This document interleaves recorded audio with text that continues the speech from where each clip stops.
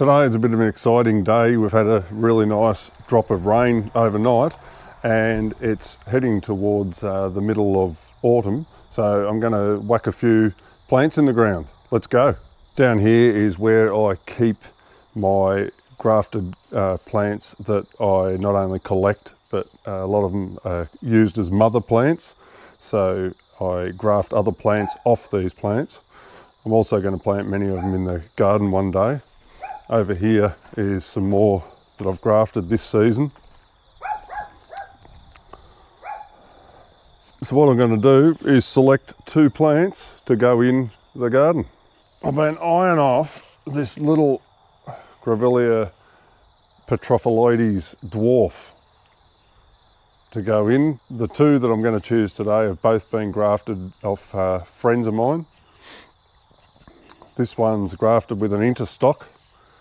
Lovely little plant. I'll explain more when we are planting. I think I'm going to choose this Grevillea nematophylla, a widely distributed inland growing species. Nice upright habit. So I've noticed a bit of a gap here in the garden. I'm just going to show you how I place the plants out.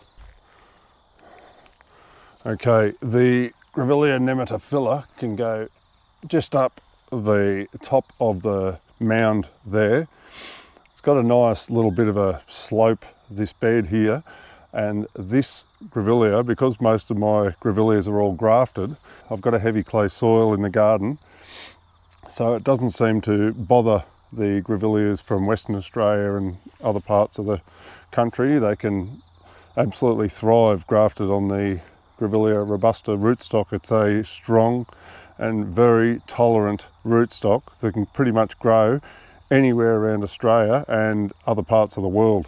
This is Grevillea nematophylla that I've chosen to plant here. You don't see it in cultivation very often. This one will grow up to a nice height. It has beautiful large stems with large yellowish flowers connected to those stems that are raised above the foliage of the plant. What I'm looking for is that nice yellow contrast of colour with these, say, pinkish flowers of the Grevillea insignis that are next to it, and a major bird attracting plant. So what I'm going to put down just below it here, I'm going to put this Grevillea petrophylloides down here. Now this one is a little WA beauty. You usually hear of the normal standard Grevillea petrophylloides, but this one's a dwarf variety. And it's actually been grafted with an interstock because not all these species are compatible grafted straight onto Robusta. They need a little hybrid or a piece of material to go in between the top of the plant and the rootstock to actually make this one thrive and be compatible. So I'm going to put this one here. It's got a lovely little green spiky foliage, and it has, once again, raised stems above the plant, and this one has beautiful pinkish red flowers on the top, and the birds will hang and swing on them. The reason why I plant them here, they'll be really nice to watch the birds swinging on the flowers through the windows of the house, because I look out into the garden from those windows, out into the garden. All right, so there we are. They're all set out and ready to go. Once again, I can hear those beautiful little spinebill birds in the background. I'm just going to climb over this Grevillea here. This is exactly where I want it. So I'm just going to clear a bit of a spot. I'll move away a bit of the mulch.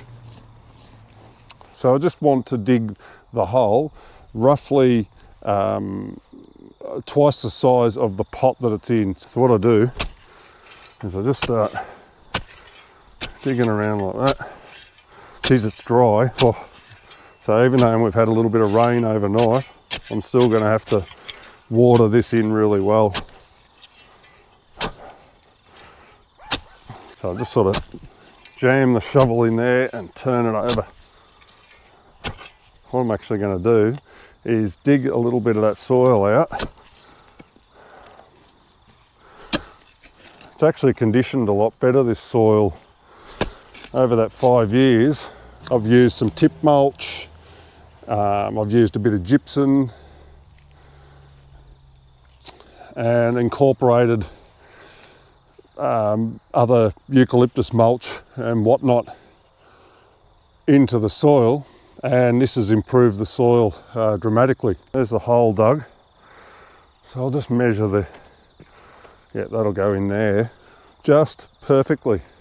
I've put a capful of sea salt in this 9-litre watering can, and I'm going to actually pour most of this in the hole and incorporate a bit of soil in there as I'm planting the plant. This will help give the root system a good start to start getting established. It'll also give it some important nutrients and beneficial ingredients like that to help the plant grow and thrive. I'm just giving those roots a bit of a tease. It's good to do this so they don't get sort of tangled up sometimes and choke your plant. In she goes. There's nothing like dropping one in first plant of the season. I'm just going to backfill the hole now with the soil that I put outside the pot. There's plenty of water sitting in there to keep the plant nice and healthy and happy. Don't mind me, I don't like wearing gloves very often. I like the feel of the earth on my bare skin, apart from all the Grevillea spikes and stuff I get stuck in me fingers, of course. I've only put the plant as deep as the level of the soil that was in the pot.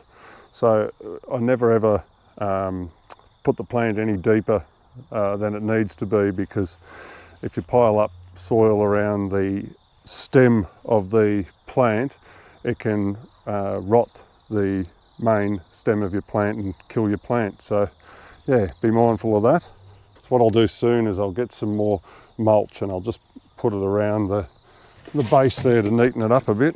I'll give that another drink. Until we start getting more rain, I'll keep giving this a bit of a water in, you know, maybe once a week. I'll give it a full can of this water. Once we start getting a bit more rain, then I'll do a bit of a gauge on how much water I need to give it then. Now it's Grevillea petrophilides' turn to go in the ground. So I'm going to put it sort of just here. These rocks will act as a little bit of protection for the plant. I'm just going to dig away the mulch, repeat the same thing as I did with the other Grevillea. Ooh, working up a bit of a sweat.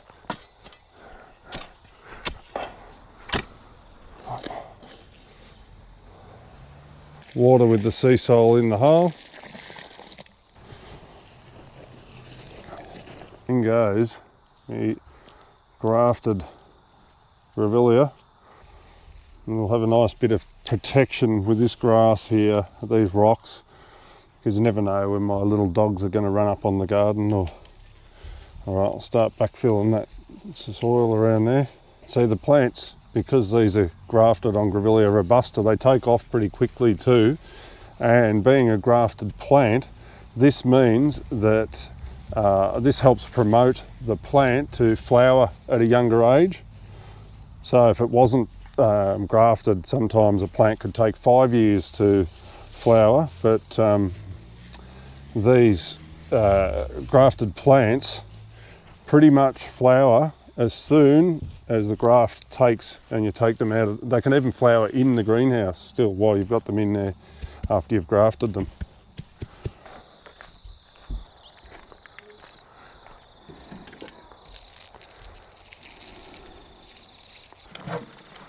There we go, so I'll just sprinkle some mulch around them. Nice mulch, it's broken down a bit, it's been sitting for a little while. Much better. Look at that. It's always exciting to see them flower for the first time, and the birds that these plants attract. It's all part of the excitement of enjoying the beautiful nature that we have in Australia. We're very lucky, I think. I don't want to smother the mulch halfway up around the trunk of the plant, because this can always rot the plant and we don't want that. Job is done. We're going to do some more plant outs as time goes on. Feel free to follow along on my Instagram and subscribe to my YouTube channel for more gardening and exploring content. We're going to visit other people's gardens. I'm always going to be up to something and keep you guys entertained. Take it easy. Cheers.